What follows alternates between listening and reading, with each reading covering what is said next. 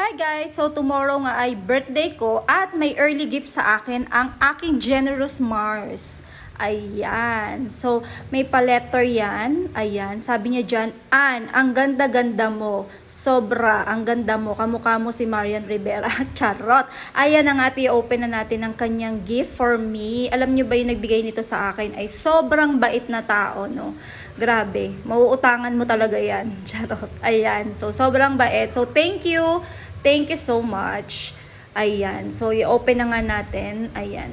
Ayoko nga sana i-open kasi ang ganda ng pagkakabalot. Di ba minsan ganyan? Parang ayaw mo sirain yung balot. Ayan na nga. Oh my God. Sobrang saya ko naman dito. Ayan na nga. I-open na natin siya. Ayan.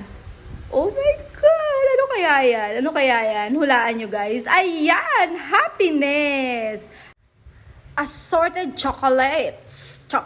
Ayan. Happiness assorted chocolates. Ayan. So, yung chocolate na to ay kasing sweet nung nagbigay sa akin. Ayan na nga. Huwag natin patagalin at i-open na natin yan, guys. Nang matikman na. Ayan. Buksan na natin siya. Ang laki nito. Ang laki niya. Ilan kayang piraso yung laman nito, guys? Naku, magugustuhan na naman to ng asawa ko. Ano naman yun? Matakaw si tsokolate yun. So, tingnan natin kung ilan ang laman niya sa loob. Ayan. Ay, naku. Nagkaroon siya ng leak. Nalusaw kasi nainitan. Ayan. So, mamaya ko na lang to kakainin. Siguro. So, ilagay ko na lang muna siya sa freezer. Ayan. My God. Ang sarap. Ayan. So, mamaya ko na lang kakainin. Again, thank you.